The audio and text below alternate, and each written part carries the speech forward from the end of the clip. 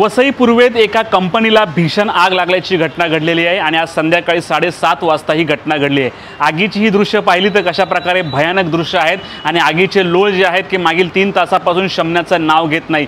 Eco industrial कंपनीची ही आग लागलेली आहे आणि इकडे जे आहे प्लास्टिक असेल किंवा इलेक्ट्रॉनिकचे जुने आयटम असेल तर रिसायकलिंग करण्याचं काम सुरू होतं आहे, परंतु ही आग नेमकी कशामुळे लागली हे कळू शकलेलं नाही। वसई विरार शहर महानगरपालिकेच्या 4 ते 5 गाड्या घटनास्थळी दाखल झालेल्या आहेत। आजूबाजूच्या नागरिकांमध्ये मोठ्या प्रमाणावर भीतीचं वातावरण पसरलेलं आहे। स्थानिक पोलीस देखील तिकडे आहेत, स्थानिक गावकरी देखील तिकडे आहेत, परंतु आग जे आहे की आटोक्यात येण्याचं नाव घेत नाही। आता ही आग आटोक्यात येण्यासाठी पुढचे 3 ते 4 तास लागू शकतात। इतकी भीषण आग आहे। ही आग इतकी मोठी आहे की जवळपास 1 ते 2 किलोमीटरहून ही आगीचे लोळ दिसत आहेत। त्यामुळे आता ही आग विझवणं हे प्रशासनापुढे किंवा फायर ब्रिगेड समोर पण मोठं आव्हान असणार आहे। HP लाईव्ह साठी प्रवीण नलावडे, वसई।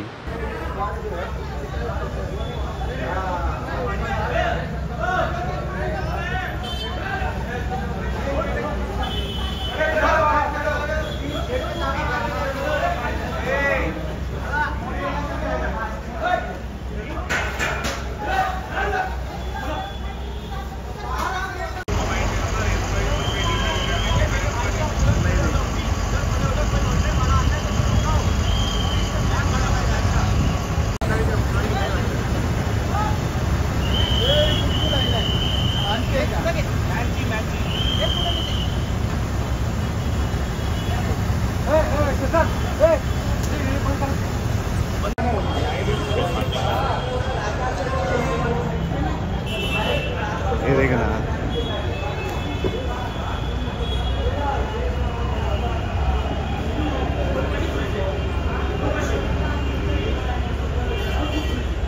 पूरा इंडस्ट्री गया रे।